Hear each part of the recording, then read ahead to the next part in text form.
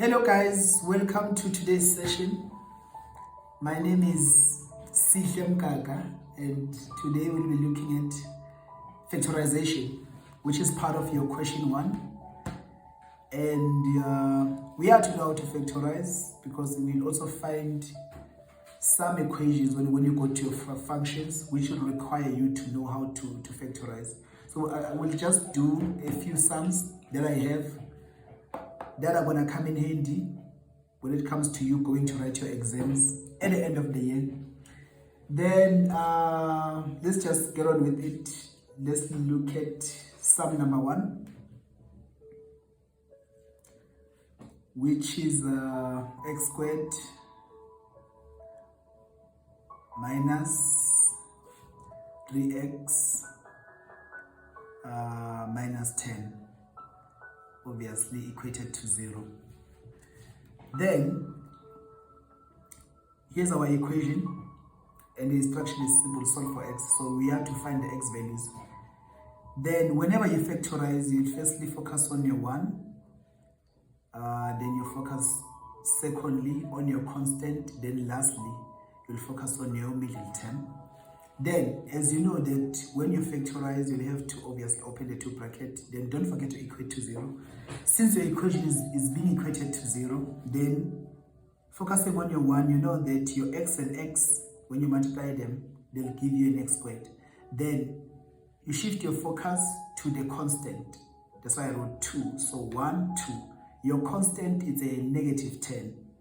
So when you go for the factors of 10, you find that it's 10 times 1, which is equals to 10.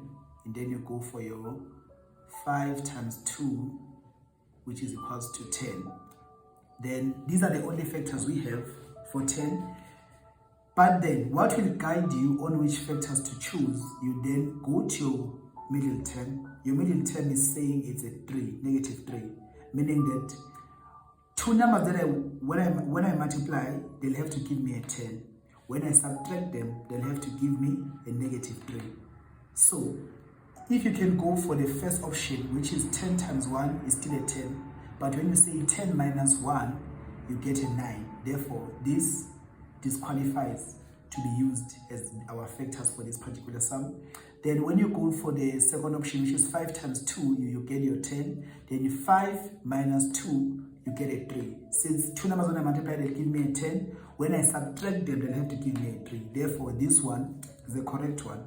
Then I take my factors, which is 5 and 2. Then you go to your sign of the constant, which your sign of the constant is a negative, meaning that if it's a negative, therefore, you go to your product rule, meaning that a negative times a negative, I'll get my positive. I go for my positive times a positive, I still get my positive. Then I go for my negative times a positive, which I get a negative. Therefore, you forever treat your sign of the constant as though it's a product sign, meaning that I multiplied 2 signs to get the sign of the constant. Therefore, my negative, which is the negative I have on my constant, is telling me that my brackets will have different signs, as much as a negative times a positive is the one that's going to give me a negative. So if your constant is negative, it means your brackets have different signs. Then how do you know the way to use in placing those signs? Remember that you use the rule that says the bigger factor will take sign of the middle term, meaning that on the factors you used, the bigger number takes sign of the middle term. When I compare 5 and 2, 5 is the bigger number, therefore it will take sign of the middle term. Then obviously this one will be a positive. Then after you are done putting your signs correctly, you then equate your 2 brackets to 0, which is x minus 5 is 0, or x plus 2 is 0. Then x, you take your 5 to the other side, you get that it's a positive 5. Then your x, you take your 2 to the other side, the sign changes, you get a negative 2. Then there you have it, your x being 5 and your x being a negative 2. Then, just to ensure that what you did is correct, you can still substitute back your x value into the equation. E.g., maybe you can go for you take the very same equation that you're given, which is your x squared minus, let me just put a line here so you'll see, minus 3x, then minus 10 is equals to 0. So you now have your x values. Then just to ensure that these x values are correct, you can then substitute back, meaning that where there is x, I'll put a 5. Then minus 3, I'll still put a 5. Then minus 10. You put these on your calculator just to check if indeed you do get a 0. So when you put this on your calculator, yeah, you do get a 0, meaning that what? 5, it's a correct x value. Then after, you'll have to do the same with your negative 2. So meaning that on your equation now, you take the very same equation, but you substitute your negative 2. Where there is x, it's going to be x squared, that is minus 3. Where there is x, you put a negative 2, then minus 10. Then you put this on your calculator. If you indeed do get a 0, then correct, confirmed indeed, this is also a correct x value that you can submit, knowing very well that you'll get full marks for the sum. Yeah, then next we're going to go for our second example. Yeah. On sum, we are still on factorization. The next sum will go for x squared plus 7x plus 6 being equals to 0. Same instruction. Factorize as you solve for x. Then same principles that we applied on our first sum. You would firstly focus on your x squared, then your constant, then the middle term. Then as the instruction is factorize, obviously you have to open two brackets, equate to 0 as much as your equation was equated to 0. Then my focus is on x squared, which my x and x is going to give me x squared. Then secondly, you focus on your constant. My constant in this instance, it's a 6. Since it's a 6, you're going to look at the factors of 6, which is 6 times 1 is equals to 6. And 3 times 2 is equals to a 6. Then, these are the factors that you'll find for 6, but then you don't just take any. The middle term is the one to guide you which factors to take. Since my equation is, I need two numbers that I'll multiply and get a 6. When I add them, they must give me a 7. So, if I go for the first factors that I found, which is 6 times 1 is a 6, correct? Then 6 plus 1 is a 7. When I multiply, they must give me a 6. When I add, they must give me a 7. So this one seems to be suiting the sum very well, because if you were to take the second one, which is 3 times 2, it's a 6, cool. But when I say 3 plus 2, I get a 5. Therefore, these factors are not correct for this sum in particular. So we go for 6 and 1, 6 and 1. Then, now that the factors are in place, we go for the sign, the correct signs in the brackets. Then, for you to write the signs, you must check the sign of the constant, of which for this sum, my constant is the plus 6. A plus meaning that my signs are to be the same, taking it from the product rule, which is a negative times a negative, I get a positive. My positive times a positive, I still get a positive. But a negative times a positive, I get a negative. So, in this sum, my constant is positive, meaning that two signs are being multiplied, whether negative or negative to get a positive, or it was a positive times a positive, which will still give me a positive. But then you don't just take any.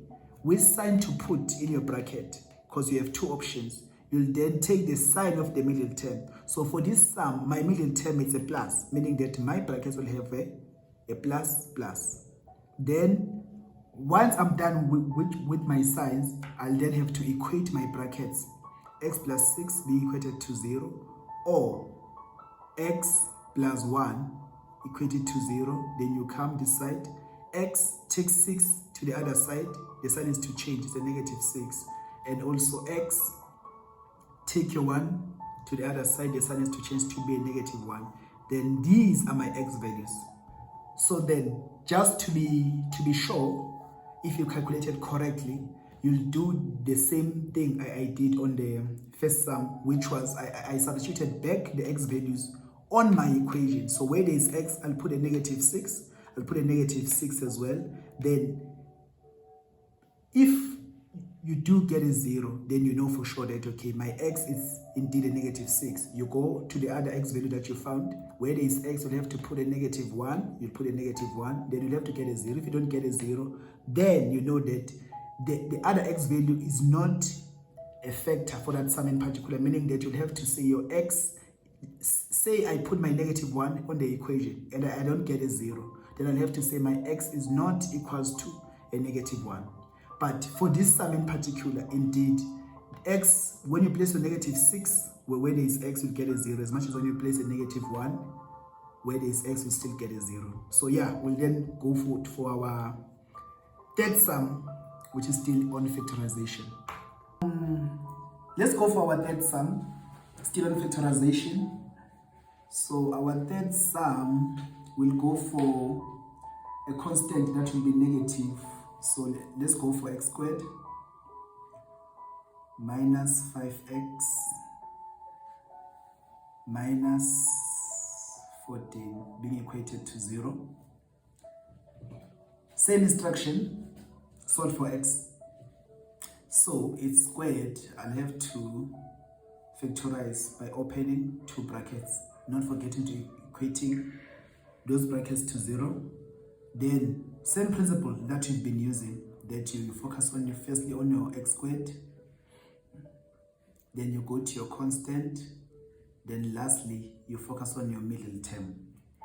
Then firstly I'm focusing on x squared, of which my x and x will give me an x squared. Then shift your focus to the constant. My constant for this particular sum, it's a 14, -14. So I need factors. Two numbers that I multiply, they'll give me a 14. When I subtract them, they'll have to give me a -5. I multiply those two numbers, they must give me a 14. I subtract them, they must give me a -5. Then you go on to finding your factors of 14, which is your 7 times 2 being equals to 14, as much as a 14 times 1 is equals to a 14. So these are the factors we have for that will give us a 14. But then your middle term is going to come into play now, because it's the one that's going to guide you on which factors you are to choose. So those numbers, when I multiply, they must give me a 14. When I subtract, they must give me a 5. When I go for my factors, the 7 times 2. 7 times 2 is indeed a 14. Then when I subtract them, they must give me a 5. So 7 times 2 is a 14. 7 minus 2, I get a 5. Therefore, these factors, they best suit the sum that you are dealing with. Because if you had went for your second option, which is 14 times 1, you say 14 times 1, indeed you'll get a 14. But when you say 14 minus 1, you get a 13, meaning that now it's out. It's not suiting the sum that you're dealing with. So now we go for the first option, which is what? 7 times 2. Then now, after having placed your factors correctly, you go on to change the sign of the constant. So for this sum in particular, my constant is a negative. Then you go to that rule, the product rule, which is negative times negative. I get a positive. A positive times a positive, I still get a positive, as much as a negative times a positive, I get a negative. Then you forever treat your sign of the constant as though it's a product sign, meaning that you multiply the two signs to get it. So then my negative, I can only have a negative only if I had multiplied a negative times a positive, meaning that then now I'll have to place my signs, whether I put my negative here and the positive this side. But you don't just place them. You follow the rule that says the bigger number takes sign of the middle term. Bigger number, I'm referring to the factors that I use. You say the bigger number on the factors that I use must take the sign of the middle term. 7 and 2, 7 is the bigger number. Sign of the middle term is a -5. Therefore, obviously, it's a negative, meaning that my signs can't be the same. The other one will have to take a positive. Then I'm done with the signs. I'll then have to what? Equate my two brackets, equate them to 0, or my x plus 2, I equate it to 0. Then x is equals to, I take my 7 to the other side, the sign is to change. Then my x is a 7. I do the same this side. I take my 2 to the other side, the sign is to change.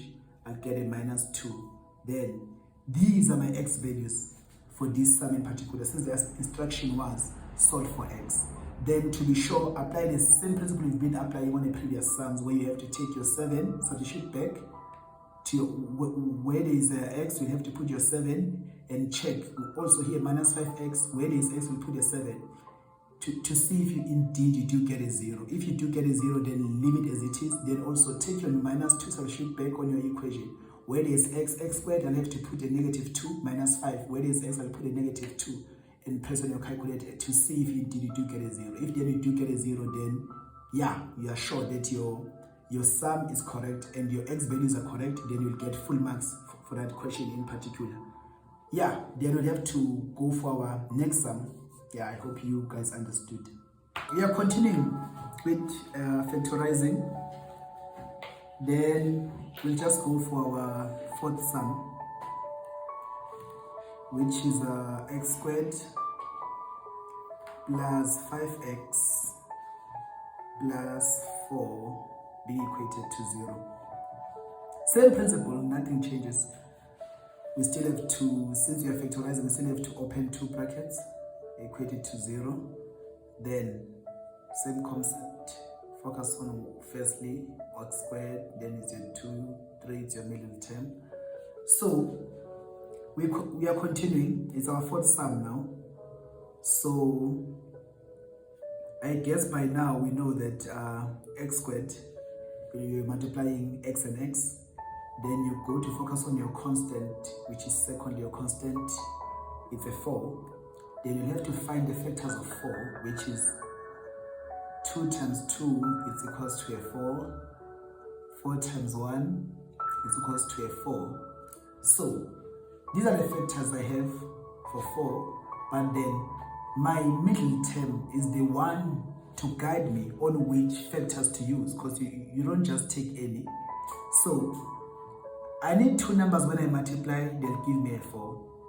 When I add them, they must give me a 5. So if I go for the first option, 2 times 2, indeed, I'm multiplying 2 and a 2, I'll get a 4. But then when I say 2 plus 2, I still get a 4, of which my sum is being structured in a way that I have to find two numbers, then I'll multiply, they give me a 4. When I add them, they must give me a 5. So when I add these two, they still give me a 4, meaning that now these do not qualify for this sum in particular.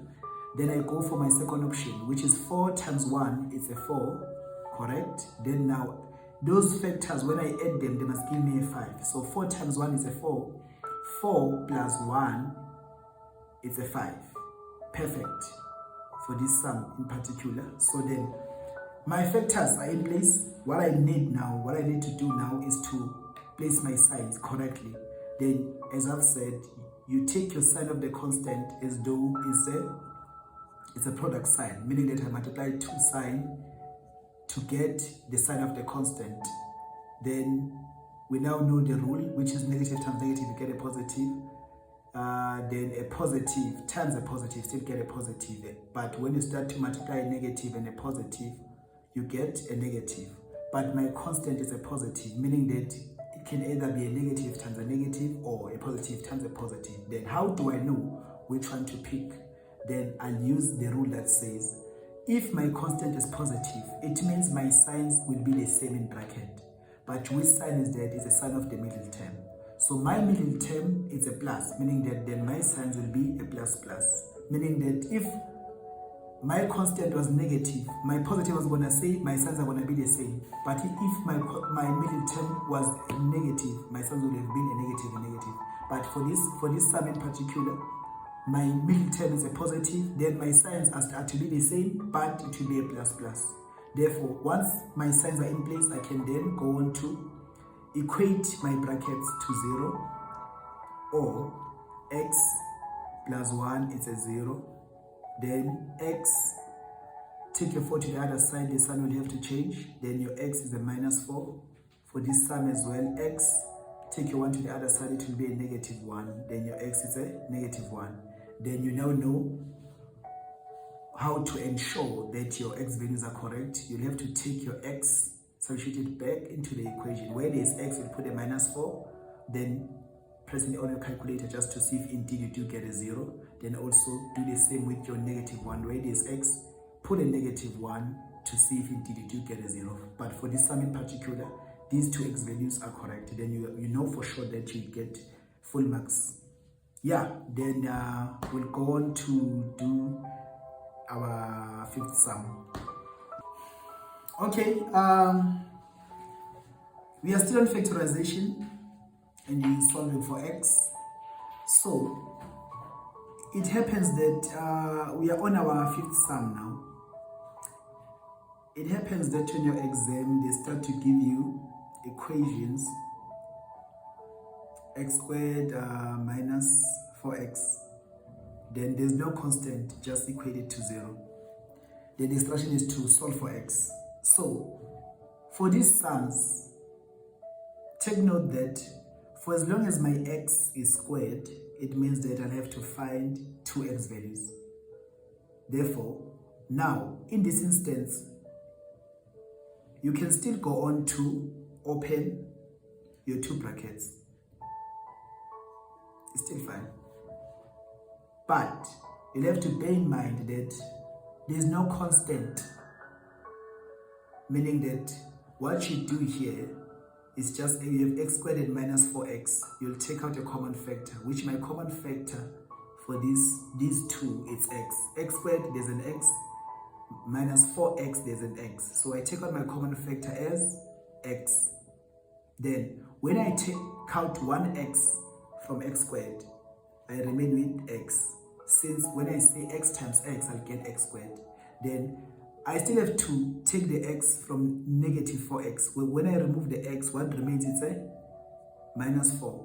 So remember that whenever you're taking out a common factor, if you were to multiply out these two brackets, it's a must that it must take you back to your original equation, the one that was given. So when you go for x and x, you'll get x squared. You go for x times a negative 4, you'll get a minus 4x.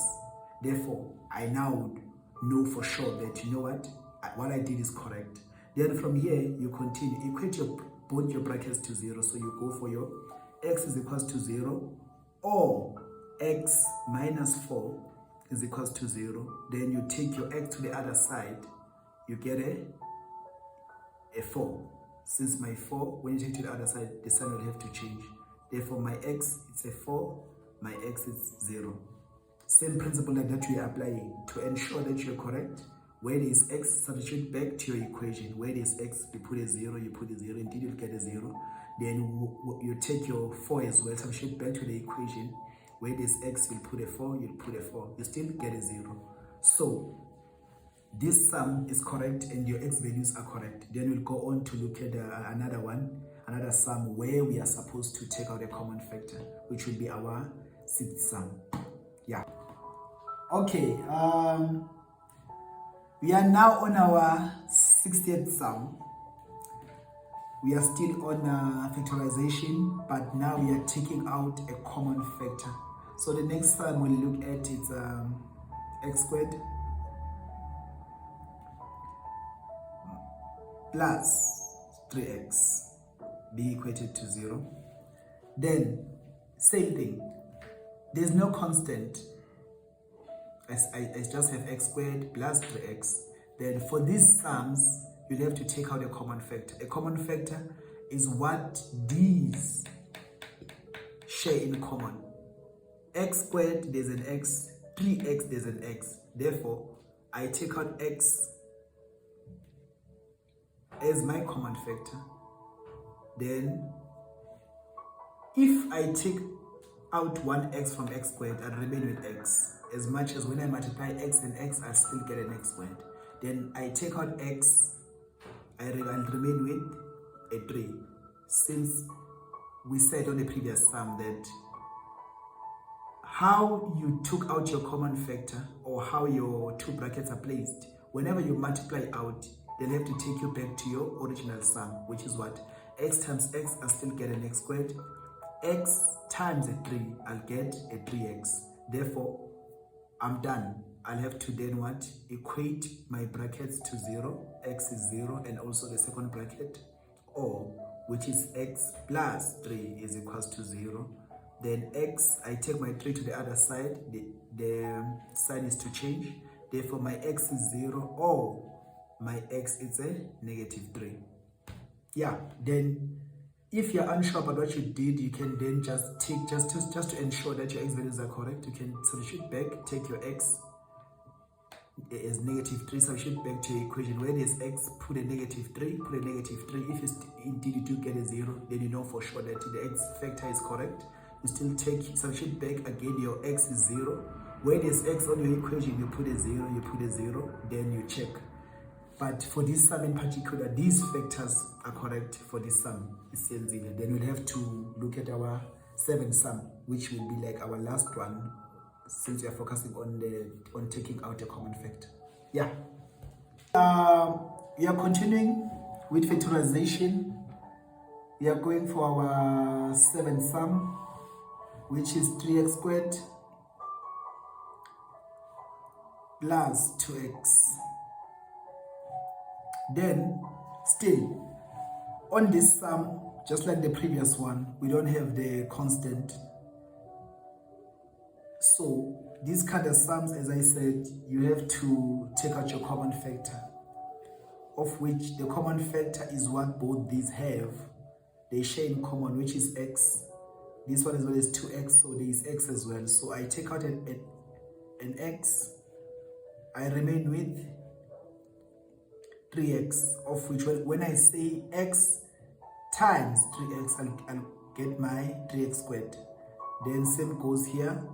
When I remove the x, I remain with the 2. So you can still open both brackets or just write your x. Then remember that whenever you're taking out a common factor, if you were to multiply out the brackets, you'll have to, it will have to take you back to the original equation, which is x times 3x, you'll get 3x squared, and then x times 2, you'll get a 2x. So from here, I'm done taking out a common factor. I then equate my brackets, both my brackets to 0. X is equals to 0, or 3x plus 2 is equals to a 0. Then 3x, take the 2 to the other side, the sign will have to change, which will be a negative 2. Then I'm solving for x. I'll have to find a way to remove the 3. And how do I do that? I'll have to divide by 3 both sides. Since maths rule is what you do on the left, you'll have to do on the right. Then your 3 cancel 3, then we remain with x being equals to, this will be now a negative fraction, which is 2 over 3. Then you have your x values, which your x is 0, or your x is negative 2 over 3. Then you now know the way we use to ensure that our x values are correct. We can substitute back, take your x, substitute to the equation, check if you get a 0. Then after you do the same with your x being a negative 2 over 3, you take your x back to the original equation, substitute.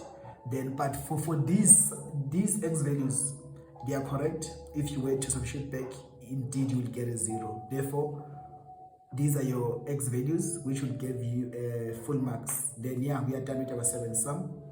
Yeah, see you on the next lesson.